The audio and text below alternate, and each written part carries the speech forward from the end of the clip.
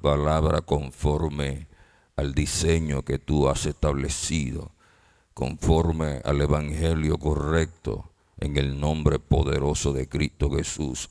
Dirige nuestros corazones a tu voluntad.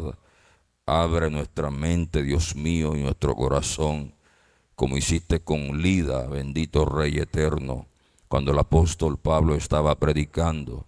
Que podamos, Dios mío, abrir nuestro corazón para poder capturar tu palabra en toda, Padre mío, su intención, en el nombre de Cristo Jesús de Nazaret. Que todo distractor, bendito Dios, en nuestra mente y en nuestros corazones sea destruido en el nombre de Cristo. Permítenos que tengamos toda la atención debida a tu palabra para poder, Dios mío, aprender al máximo en el nombre poderoso de Cristo Jesús.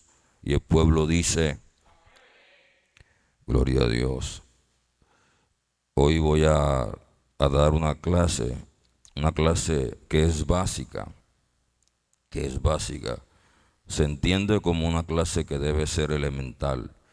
Así que le voy a pedir que tenga toda la intención de vida a los que nos escuchan por la radio, los que están conectados a través de la red social y los que van a escuchar por YouTube. Le pedimos que tenga la intención de vida de la palabra, que tenga su lápiz, su papel, para apuntar, para poder aprender.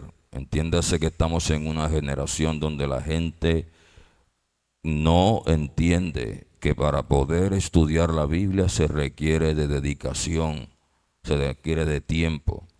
Hay muchas personas que no entienden por qué Jesucristo no predicó cuando fue presentado en el templo, por qué no predicó cuando llegó al templo, cuando tenía 7 años. La gente no entiende por qué Jesucristo no predicó desde los 12 años, sino a los 30. Eso nos indica a nosotros que para poder predicar la palabra se requiere de tiempo, se requiere de dedicación. Y la Biblia dice que cuando Jesucristo era niño y estaba en el templo, la gente se admiraba de sus preguntas y sus respuestas, pero eso no lo habilitaba a él para predicar. ¿Está conmigo aquí? Eso no lo habilitaba a él para predicar. Para nosotros poder predicar tenemos que tener una formación, ya sea escritural o académica, como la quiera tomar, pero debe tener dedicación. Los apóstoles de Jesús estuvieron con la palabra, siendo formados por 3 años, y después de los 3 años tuvieron contacto con Dios para ser revelados misterios y secretos del reino de los cielos.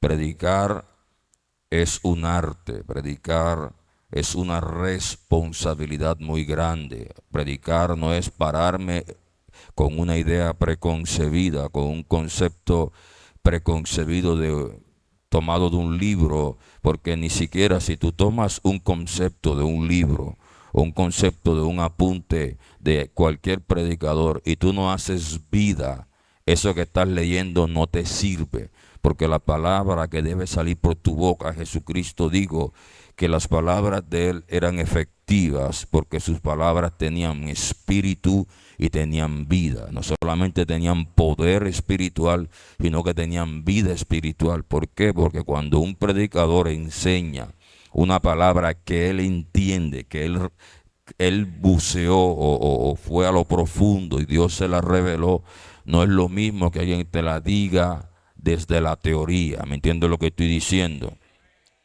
Por eso en muchas de las ocasiones no importa tanto la teoría, sino que se requiere de la práctica y de la experiencia, y donde la gente descolla. Este preámbulo es para poder enseñar este texto. Voy a enseñar Dios es uno. Dios es uno. ¿Y qué pasa? Que como la gente no le dedica tiempo a la palabra, la gente cree que con un pequeño reel, con un short, con un TikTok, ya le estudió la palabra. A ese extremo estamos, porque la gente está más ocupada en sus quehaceres laborales o de la casa y se le olvida que a la Biblia hay que dedicarle tiempo, hay que meditar en ella de día y de noche, de día y de noche. Entonces por eso se nos incomoda o se nos hace difícil o se nos resulta incómodo llegar a la iglesia, a sentarnos a estudiar. Se nos hace difícil llegar a la iglesia a sentarnos a verificar, a indagar. ¿Por qué? Porque estamos en una generación de consumo, donde la gente tiene tiempo es para todos sus plataformas digitales, pero no tiene tiempo para estudiar la palabra de Dios. Por eso la gente ha adoptado que es mejor verse la palabra en un pequeño fragmento, en un pequeño reel, o tratar de hacer de la Biblia un menú, tomar todas las predicaciones con los títulos llamativos o títulos prometedores o proféticos, y esos son los mensajes que la gente quiere escuchar. Estos son clases, y si quiere aprender, debe dedicarse el tiempo, debe dedicarse la hora, debe dedicarse para poder aprender al máximo las verdades fundamentales de la palabra, porque no se aprende con un reel, ni con un short, ni con un fragmento corto de Instagram. No se aprende así. Me refiero a la doctrina, me refiero a la estructura de la palabra, me refiero a la formación de lo que dijo Cristo, no a un fragmentico de fe, me refiero a las verdades fundamentales del Evangelio. Así que le invito a que se despegue o se desprenda de toda esa estructura consumista que hay ahora y se dedique por causa de la salvación de su alma. Recuerde que el apóstol Pablo le dijo a Tito y a Timoteo que depende la escritura, depende de cómo ellos estudian la palabra, la salvación de su alma, porque de esa forma no solamente se salvarían ellos, sino que también iban a terminar salvando a los que los escucharan. ¿Está conmigo aquí? Entonces eso no es algo para tomarlo a la ligera. Para aprender de la Biblia hay que estudiar. Nadie se gradúa de un título académico si no le dedica tiempo ni se quema las pestañas. ¿Me entiende lo que estoy diciendo? Por eso es mi preámbulo, porque nuevamente, al igual que la clase pasada, este es otro tema que se ha tergiversado. Este es otro tema que se ha malinterpretado y se ha alterado. Este es otro tema que cogieron el texto como la clase que le di el miércoles y no lo entendieron y lo tergiversaron, lo adulteraron, lo corrompieron, y mucha gente que no entiende que su alma tiene que ser salva, le delegan la responsabilidad a un predicador famoso de las redes sociales para que ellos sean los responsables de su salvación. Escúcheme esto, ningún predicador de las redes sociales es responsable de la salvación de nadie. Y fíjese que me estoy incluyendo porque ahora estoy predicando en las redes sociales. Ningún predicador de ninguna plataforma es responsable de la salvación de nadie. Nadie conoce al predicador famoso a menos que esté en su congregación, y en los casos en donde la congregación es multitudinaria o excede los límites, ahí difícilmente el pastor va a tener acceso a la congregación. Y se debe entender esto, porque aunque Cristo estaba en medio de la multitud para poder extirpar algo, porque la gente escucha lo que uno dice y ahí se agarra. Cristo incluso para poder enseñar su palabra lo hacía en los montes, en los valles, en los pueblos, en las veredas, y aunque había acceso a él, no todo el mundo se podía conectar con él. Está conmigo aquí, porque llega el tiempo donde hay mucha gente en la iglesia y hay veces que el pastor tiene tanta responsabilidad que no tiene tiempo a veces para lidiar con los problemas de la iglesia, y por eso se arman las comitivas pastorales, los ministros de ayuda y los ministros que se comprometen a atender al pueblo, y cuando son casos bien relevantes llegan al ministro principal o al que está a cargo de la iglesia general o ministerio. ¿Por qué digo eso? Porque el pueblo cree que el pastor tiene la responsabilidad y se la asigna. ¿Cómo se la asigna? A ser irresponsables a la hora de estudiar la palabra. No importa cuán ávido, no importa cuán inteligente o cuán comprometido sea el predicador revelando la palabra, el pueblo tiene una responsabilidad, que es verificar los textos. El pueblo tiene una responsabilidad de velar por su propia alma, porque la Biblia dice que cada uno de nosotros va a cargar con su propia responsabilidad.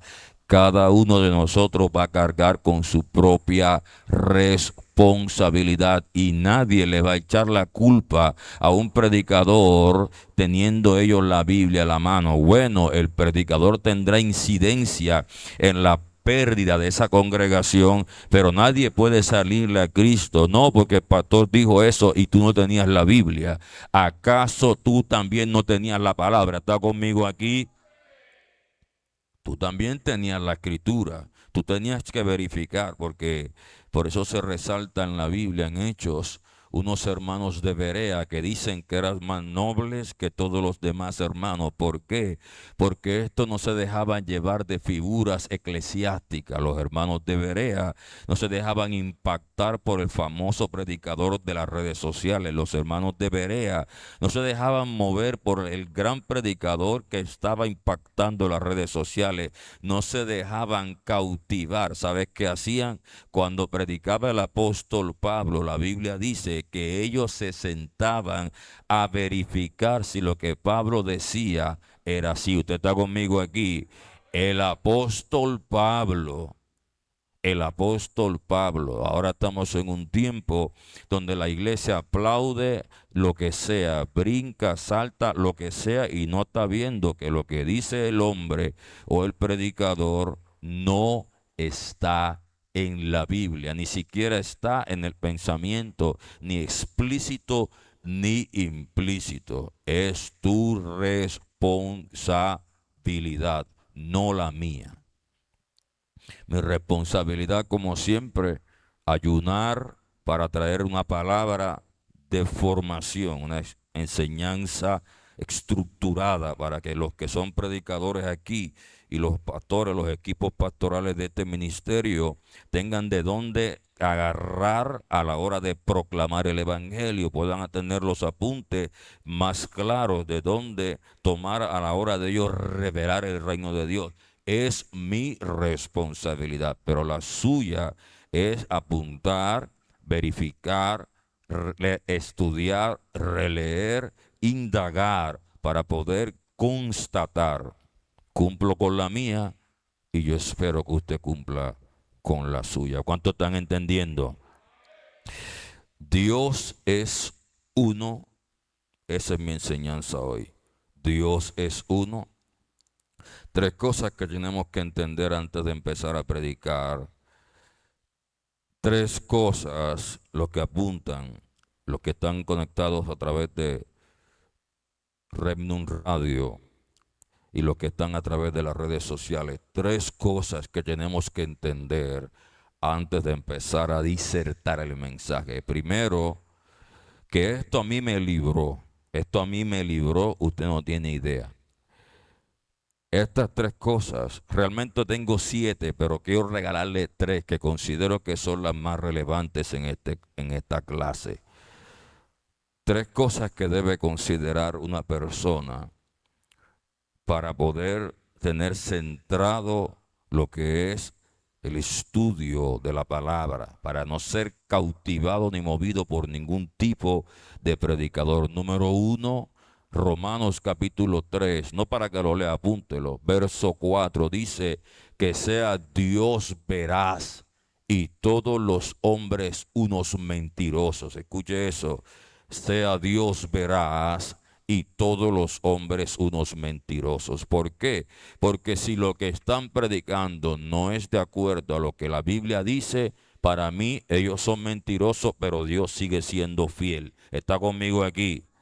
Para mí ellos son unos mentirosos y Dios sigue siendo fiel. Mira, yo no entro en ningún tipo de cuestionamiento. A mí cuando yo me convertí le doy gracias a Dios porque sé que fue obra del Espíritu Santo. La gente que sabe el momento de mi salvación, de mi conversión, sabe cómo era yo con relación a la Escritura y no tenía mucha relevancia a lo que decían si no estaba ahí. Tenían que demostrármelo o mostrármelo en la Escritura. Así era el diseño, el sentir que el Espíritu Santo había puesto en mí.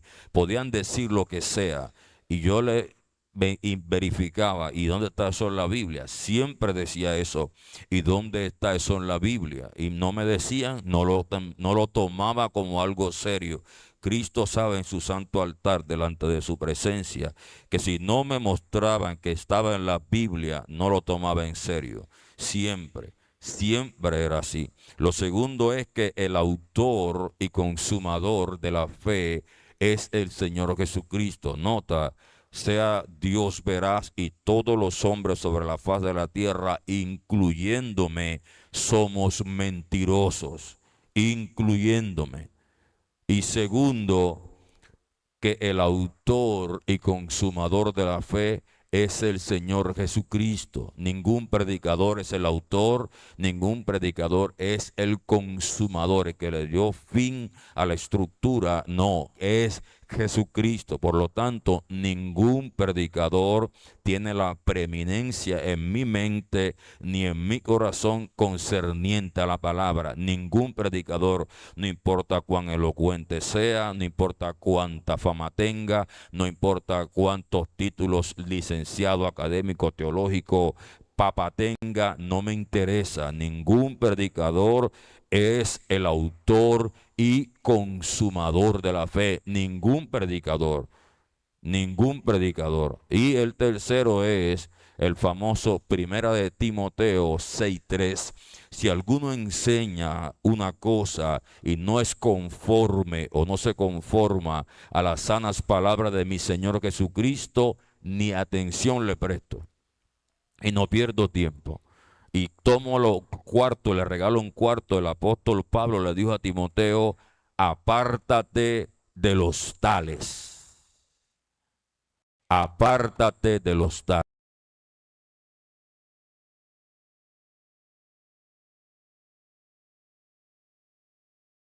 De 20 minutos para poder revelar esto. ¿Por qué? Porque ese hombre esté errado, aunque ese hombre esté leyendo mal.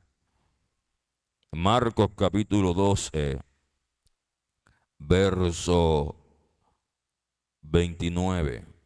Marcos capítulo 12, verso 29. Vamos a empezar con el texto. Marcos capítulo 12, verso 29. ¿Cuántos lo tienen? Marcos capítulo 12, verso 29. Recuerde que estamos en la clase Dios es uno. Dios es uno. Jesús le respondió, el primer mandamiento de todos es, oye Israel, el Señor nuestro Dios, el Señor uno es. Y amarás al Señor tu Dios con todo tu corazón y con toda tu alma y con toda tu mente y con todas tus fuerzas. Este es el principal mandamiento y el segundo es semejante. Amarás a tu prójimo como a ti mismo. No hay otro mandamiento mayor que estos, que quiere decir Jesús con que Dios es uno. ¿Qué quiere decir mi Señor Jesús con que Dios es uno? Mucha gente dice que uno significa que es cantidad. Escuche eso. La gente cuando lee cree que es cantidad. No, que es uno con cantidad. Y ahora vamos a ver que no es uno por cantidad. Cuando habla Dios es uno, no tenemos que preguntarle a ningún predicador famoso, ni tenemos que preguntarle a ningún teólogo elocuente, ni títulos académicos elevados. Tenemos que preguntarle a quién, al Señor Jesucristo, porque el que sabe manejar ese tema con una claridad exponencial se llama Jesucristo de Nazaret. ¿Está conmigo aquí? Ahora, antes de nosotros ir a la próxima cita, quiero que usted entienda un principio espiritual que se encuentra en Romanos capítulo 1, verso 20. En Romanos capítulo 1, verso 20 hay un principio espiritual que te quiero revelar, que dice que las cosas invisibles de Él, su eterno poder y su deidad, las cosas invisibles de Él, su eterno poder y su deidad se hacen claramente visibles, o sea, se manifiestan, se pueden ver, se revelan a través de las que, a través de las que, de las cosas hechas. Por lo tanto, no tenemos que excusas. Nota eso, que los principios espirituales eternos, la deidad de Dios, la divinidad de Dios, el ser de Dios, el poder, la magnificencia, la gloria de Dios, se hacen claramente visibles por medio de las cosas que creada. Por lo tanto, nadie tiene excusa. ¿Cómo nosotros podemos entender misterios espirituales? ¿Cómo nosotros podemos entender verdades fundamentales? ¿Cómo nosotros podemos captar secretos sobrenaturales, entendiendo que en la misma naturaleza Dios se revela para que lo entiendan? ¿Está conmigo aquí? Por eso es que nosotros podemos entender las cosas de la tierra, podemos entender las estrellas, los misterios de los astros, del sol, la luna, secretos que Dios permitió que se impregnaran en la creación para que podamos discernir aspectos importantes de su reino, de la autoridad, del poder, de la ciencia, de la revelación, de todo lo que tenga que ver con el reino de Dios a través de las cosas creadas. Y Cristo, de una forma sencillita, nos va a referir a qué se refiere que Dios es uno. Juan capítulo 10, verso 30. Es importante lo que voy a leer. Es básico. Es básico. Pero todo esto pasa cuando la gente se deja llevar por maestros que ni siquiera leen la Biblia. Juan capítulo 10, verso 30. ¿Cuántos lo tienen? Juan capítulo 10, verso 30. Bendecimos los que interactúan a través de las redes sociales y apuntan y recalcan y ponen los temas, los ítems relevantes ahí.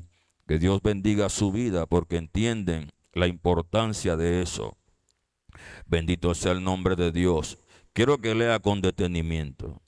El Padre y yo, ¿cuántos somos? El Padre y yo, ¿cuántos somos? El Padre y yo, ¿cuántos somos? Primero, que para Cristo afirmar que el Padre y Él son uno solo, está hablando de dos personas diferentes. ¿Está conmigo aquí? A la palabra uno somos está hablando de singularidad, singular o plural. Plural, bendito sea el nombre de Dios, porque dijo el Padre y yo. Señor, ten misericordia de esta iglesia, Dios mío. Si está hablando de que el Padre y Él son dos, y ellos dos son uno, están conmigo aquí, está hablando de que el uno para Cristo y para Dios no está hablando de cantidad, sino de unidad. Si Cristo mismo está diciendo que Él y el Padre, aunque son dos, son uno, están revelando inmediatamente la enseñanza. Dice, el Padre y yo, uno somos. Uno somos. No digo el Padre y yo somos el mismo, porque una cosa es ser el mismo y otra cosa es somos uno. ¿Está conmigo aquí? Para poder entender eso con más claridad tenemos que captar esto. Hay algo que se entiende como la verdad, la unidad absoluta y la unidad compuesta. Escuche eso. Unidad absoluta y unidad compuesta. ¿Qué quiere decir con eso? Que es uno en cantidad y ya. La gente dice, es uno en cantidad. O sea, es uno solo. Aunque Cristo le esté diciendo que Él y el Padre uno son. ¿Están conmigo aquí? Él y el Padre uno son. Entonces, lo que Cristo está enseñando ahí que es que una que unidad compuesta. Es una unidad compuesta. Y lo vimos sencillito. ¿Dónde lo vemos? Bueno, en una familia, ¿cuántos integrantes están? El papá, la mamá, los hijos, la suegra no, eso, la familia son el papá, la mamá y los hijos. Y hacen que una familia. Se llama como unidad compuesta. En un equipo de fútbol, aunque son muchos integrantes y son el equipo de fútbol con sus 24 asignados, está el equipo técnico, están los médicos, los paramédicos, están los asistentes, los empresarios, los ejecutivos. Ellos son que el equipo de fútbol. ¿Está conmigo aquí? El equipo de fútbol, no los equipos de fútbol. ¿Por qué? Porque es unidad que compuesta, no es unidad absoluta, no, es uno. No, aunque se refiera al equipo de fútbol y se represente como un equipo, sinceramente, ahí hay más de 100 personas trabajando, sin meter a la gente que está en el club trabajando como aseador, sin meter a los aguateros. Está conmigo aprendiendo algo hoy. Está aprendiendo algo hoy. Entonces está la unidad absoluta y la unidad compuesta, pero la gente al desconocer los principios espirituales creen que ahí decía que Dios era uno en número y no es uno en número. Juan capítulo 17, ¿alguno se está aprendiendo algo hoy? Juan capítulo 17. Vamos a verlo con más claridad, porque hay gente que dice, no, pero es que el predicador erudito hebreo, elocuente del arameo, del griego, del longuinés, del latín, rabaquendo, rebacoi, dijo tal. A mí no me interesa lo que dijo él, a mí me interesa lo que dijo mi Señor Jesucristo. Juan capítulo 17, verso 20. Vamos a escuchar al Señor Jesús. Vamos a hacerle la pregunta, Señor Jesús, ¿a qué te refieres con que Dios es uno? ¿A qué se refería Jehová cuando digo, oye Israel, Jehová uno es? Juan capítulo 17, verso 20. Mas no ruego solamente por estos, sino también por los que han de creer en mí por la palabra de ellos. ¿A quién le estaba orando Cristo? ¿A quién le estaba orando Cristo? ¿A quién le oraba Cristo? ¿A quién? Y le dice, yo no ruego solamente por esto, o sea, por los discípulos que estaban ahí, sino que también por los que han de creer en mí por la palabra de ellos, para que todos sean uno. ¿Cuántos? Oh, ahora Cristo nos amplía con más exactitud el concepto. Está diciendo que no importa cuál sea el número de discípulos de su reino en el mundo entero, en ese tiempo y en el tiempo por venir, para Cristo los miles de millones de personas que le van a seguir son que uno solo. Está conmigo aquí. Jesucristo nos da más claridad acerca de eso. Porque para que sean que, porque que todos sean que uno, como tú, oh Padre, en mí y yo en ti.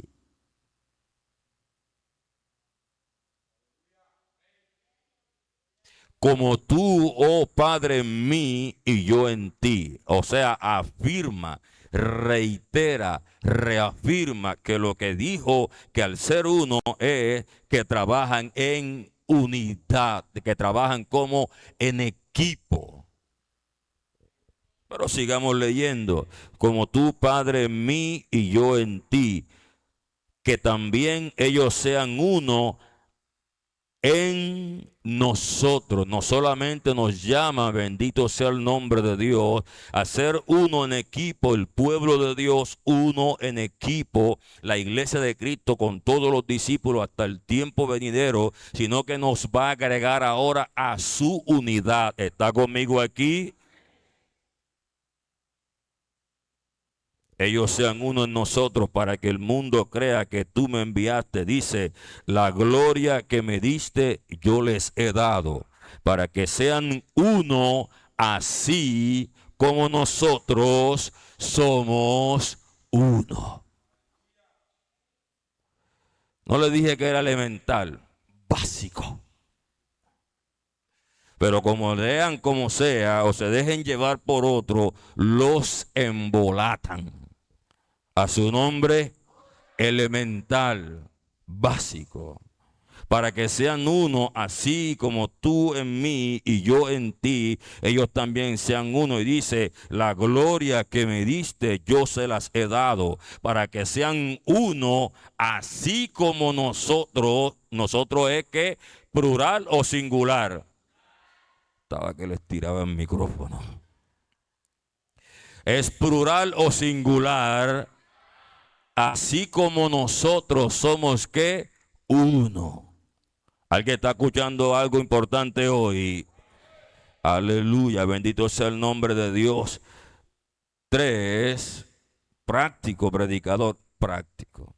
Podemos ver esto cuando Dios habla de ser uno en la torre de Babel. Cuando Dios habla de ser uno, podemos ver el misterio revelado en la torre de Babel.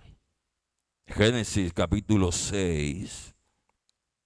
Génesis capítulo 6. Bendito sea el nombre de Dios. O sea que cuando Jesucristo pide al Padre que sus discípulos sean como Él, aclara enseguida que cuando se refiere a ser uno, está hablando claramente que se refiere es a una unidad compuesta. A ser uno en equipo, a ser uno mancomunado. Y lo podemos ver a lo largo de la Biblia. Dice la Biblia en Génesis capítulo 1 que dijo Dios creemos al hombre. ¿Quién dijo Dios creemos al hombre? Y después, mientras vino la luz, ¿quién estaba en el agua? ¿Quién estaba? El Espíritu de Dios se movía sobre qué? Sobre la faz de las aguas. Estaban trabajando como mancomunadamente, en equipo.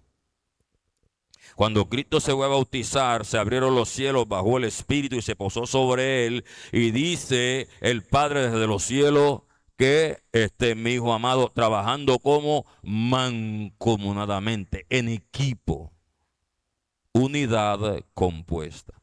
Ahora, si alguien dice que Jesucristo es el mismo Padre y el Padre es el mismo Espíritu, entonces porque Juan vio que el Espíritu bajó sobre él. ¿Está conmigo aquí? Si Jesucristo es el mismo Espíritu Santo, ¿por qué Juan lo vio? ¿Y por qué Dios le dijo, sobre quien veas el Espíritu es ese? Si él es el Espíritu, no tenía que decirle sobre quien veas el Espíritu. ¿Está conmigo aquí? Por eso es que la Biblia es muy enfática cuando dice, el que lea, que entienda. El que lea, que entienda. No te compliques la cabeza porque solamente con leer y pedirle al Espíritu que te ilumine, tú vas a entender. Génesis capítulo 11, verso 6. Génesis capítulo 11, verso. Bendito sea el nombre de Dios. Génesis capítulo 11.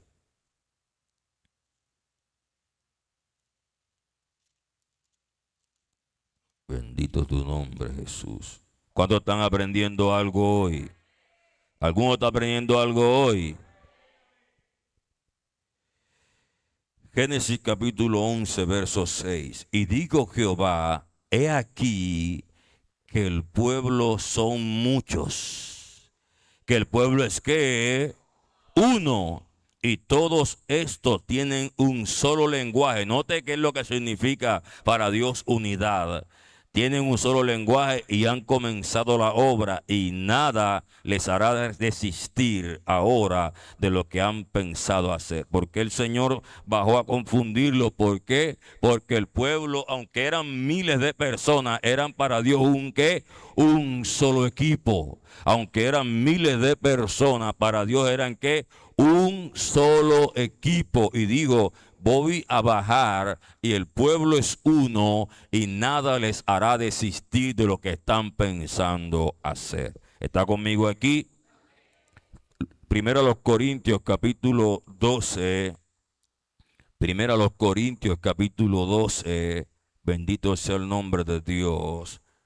Primero a los Corintios capítulo 12, verso 12. ¿Cuántos lo tienen? Porque así como el cuerpo es uno, está hablando de la analogía del cuerpo de Cristo. ¿Cuántos han leído eso? Acerca de los dones, los ministerios, y dice que cada miembro tiene una función específica dentro del cuerpo, y aunque nuestro cuerpo humano, nuestra anatomía del ser, en nuestra anatomía, aunque nosotros tengamos dedos, manos, huellas dactilares, coyunturas, ligamentos, filamentos, tengamos neuronas, cerebro, hormonas, tengamos en el cuerpo humano, en la anatomía del ser, tengamos muchos elementos, el cuerpo es uno solo. Está conmigo aquí, y nosotros nos dirigimos a la persona, no a los miembros en particular. Por ejemplo, si yo voy a dirigirme a la predicadora María Zúñiga, ¿cómo me dirijo a ella? ¿A todos sus miembros en particular o a su nombre propio? Está conmigo aquí, le llamo por su nombre. ¿Cómo estás, María? Cuando voy a dirigirme a alguien, yo no voy a hablarle de su corazón, de su cuerpo, de sus miembros,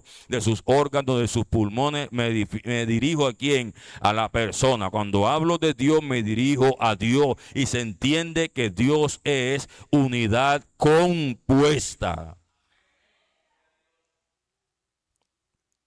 Porque así como el cuerpo es uno y tiene muchos miembros, pero todos los miembros del cuerpo, siendo muchos, son un solo cuerpo, así también es quien, mi Señor Jesucristo.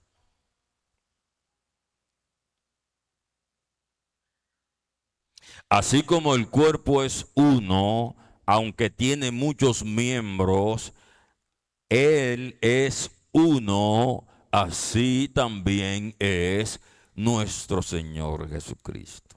Uno con el Padre, uno con el Espíritu.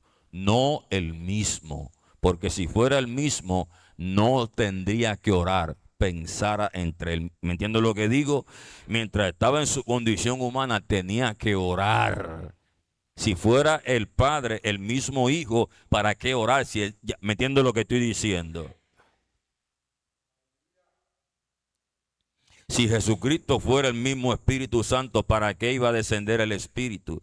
Si Jesucristo fuera el mismo Consolador, o sea, Él es Consolador también, pero si fuera el Consolador, hablando del Paracleto, ¿para qué le dijo a los discípulos, déjenme que yo me vaya para que Él baje? Está conmigo aquí. Y si yo me subo o subo o voy al Padre, el Padre lo enviaría. Está conmigo aquí, uno en unidad. Uno en unidad. ¿Por qué tienen tristeza en vuestros corazones? Os conviene que yo me vaya, porque si yo me voy, el Padre, yo les ruego y les manda su Espíritu. Está conmigo aquí, hombre. Y si yo me voy, el Padre les manda el Espíritu. No se vayan de Jerusalén, sino que quédense aquí esperando que venga el Espíritu Santo. Hombre, si Él es el mismo Espíritu Santo y Él mismo es el Dios Padre, ¿por qué tanta palabrería de Cristo? ¿Acaso Cristo es como nosotros que habla de más? No, porque Él es uno con el Padre en unidad, no que sea la misma persona. Está conmigo aquí.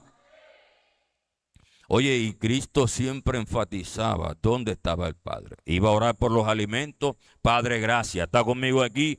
Iba a enseñar a los discípulos a orar, Señor, Padre, gracias. En Lucas, Juan 17, y levantando los ojos al cielo, oró a su Padre que estaba ¿dónde? En el cielo. Si Él era el mismo Padre, ¿para qué tiene que orar hacia arriba? O lo otro cuando, es porque Tomás le preguntó, Señor, enséñanos al Padre. Y él le dijo, Tomás, tanto tiempo me has visto y no sabes quién soy. ¿Y por qué dice eso? Porque son uno en unidad. A su nombre. Porque así como los profetas pueden decir en Isaías, tú lees Isaías desde el capítulo 30 en adelante, es el profeta hablando, y cómo te habla, como si fuera Dios el que estuviera diciendo la cosa. Está conmigo aquí, porque Cristo, por ser profeta, cuando abría la boca, Dios hablaba por él.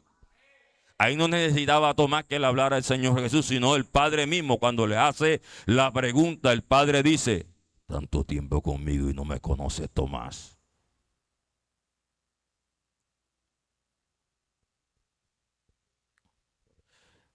A su nombre.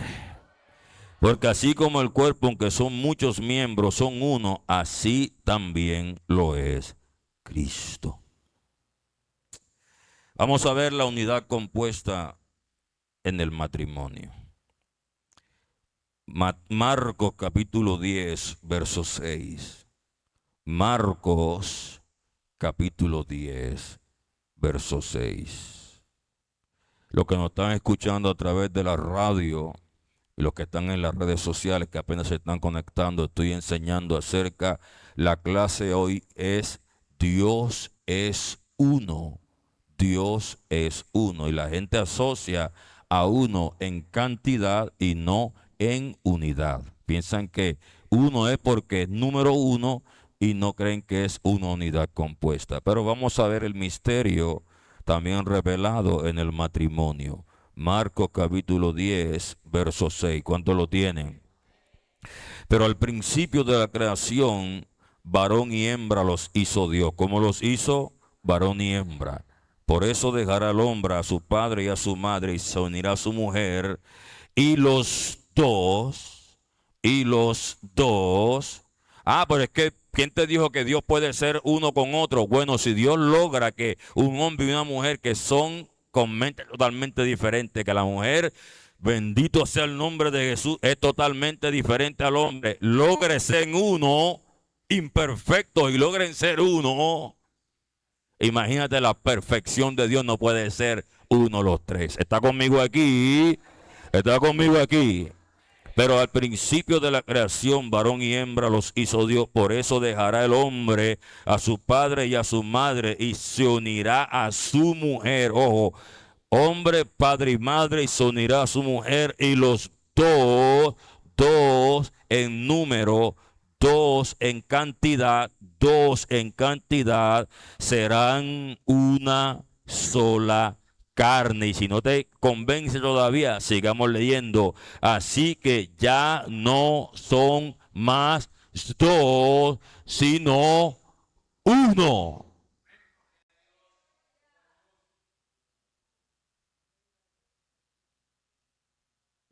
Así que no son ya más dos, sino uno. Unidad compuesta. ¿Por qué unidad compuesta? Bueno, porque se entiende que en una relación matrimonial se trabaja en equipo para lograr los propósitos. ¿Están conmigo ahí? Los hombres y las mujeres se unen en equipo para lograr objetivos, para poder tener un proyecto de vida juntos. Pero en esta generación no se puede.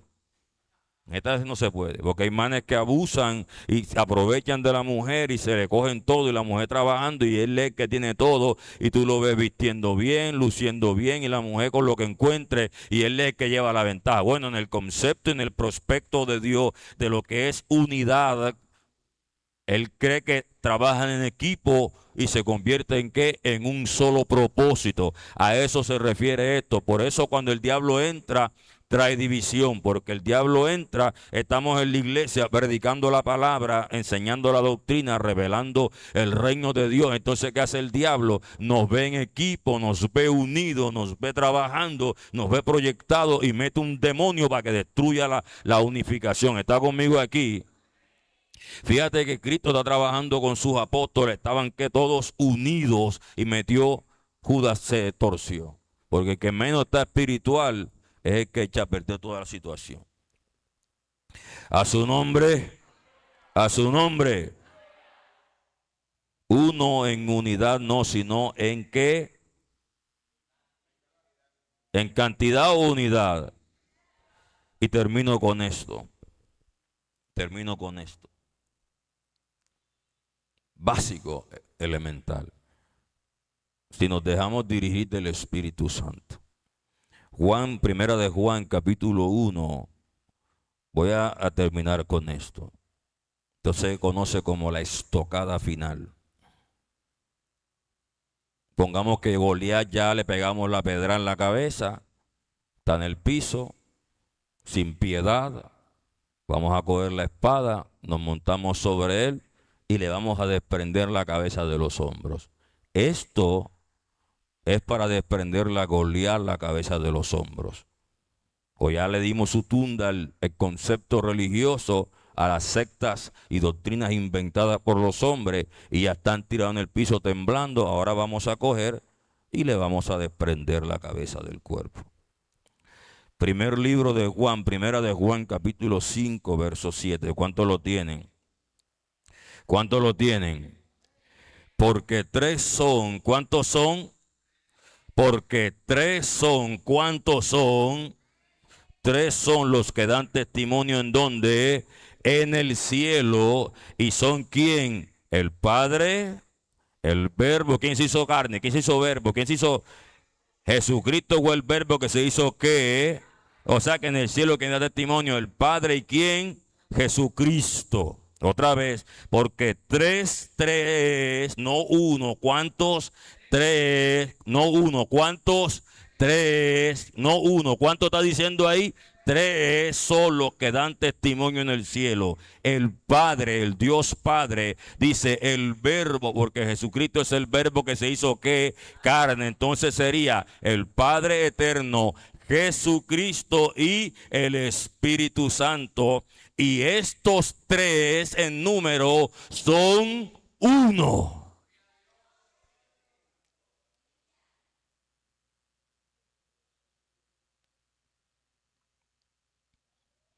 Y estos tres en número, tres en cantidad, tres en número, son uno solo. Oh Jehová Israel, Jehová tu Dios, uno es. Bueno, como todo lo que estaba en el Antiguo Testamento era sombra de lo que había de venir y se iba a aclarar cuando viniera nuestro Señor Jesucristo, ahora el apóstol Juan te está revelando qué significaba de que Dios sea uno, afirmándolo también el Señor Jesucristo, porque estos tres son los que dan testimonio en el cielo, el Padre, el Verbo que es Jesucristo y el Espíritu Santo. Y estos tres son uno. Y tres son los que dan testimonio en la tierra: el Espíritu, el agua y la sangre. Y estos tres trabajan en equipo, concuerdan. ¿Cuánto aprendieron algo hoy? ¿Cuánto aprendieron algo hoy? Lo único que te puede sacar la secta es, ese no es el original del griego. Y tú sí lo tienes. Tú sí tienes el original del griego. Tú tienes el original del griego. Cuando ya la religión no puede contrarrestar o contradecir, ¿sabe qué le dicen a su gente? Ese no es el original del griego, del arameo, del latín. Ese no es el original de la lengua escondida de los especies. Nada. Tres son uno. Tres son uno. Tres son uno. Tres son uno. El Padre y yo, uno somos. El Padre y yo, uno somos. Ahora Jesucristo dijo que todo el que cree en Él, Él quería, venía a Él y moraría con el Padre en Él. ¿Está conmigo aquí? ¿Qué era la clase de hoy? La clase era para aclarar una distorsión doctrinal que la gente hizo del Dios es uno y lo tomaban como que uno en cantidad y no como en unidad. Y vemos que para Jesucristo el concepto de uno implica ser muchas personas.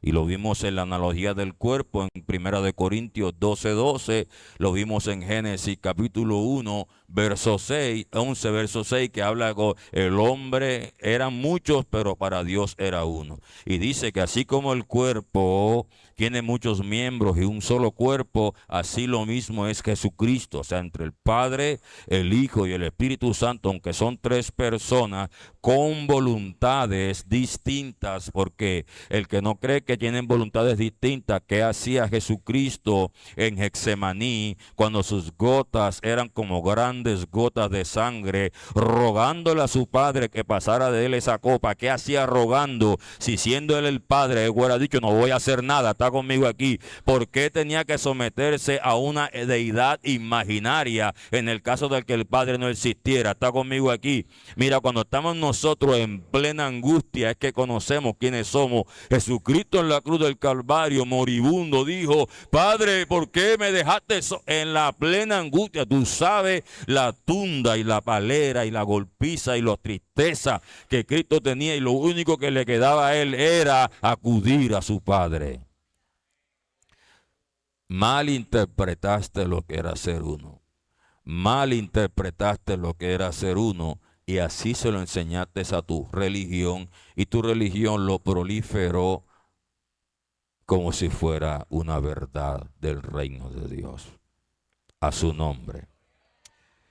Los que nos escuchan por la radio pueden estar atentos al próximo episodio o cuando se repita el episodio de este programa de hoy. Bendecimos a todos los que nos ven a través de las redes sociales.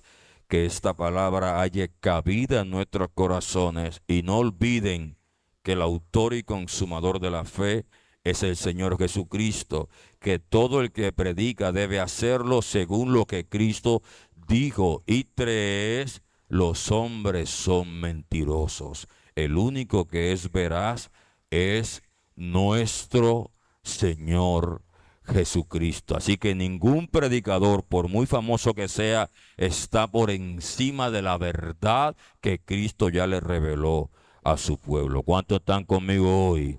¿Cuántos aprendieron hoy?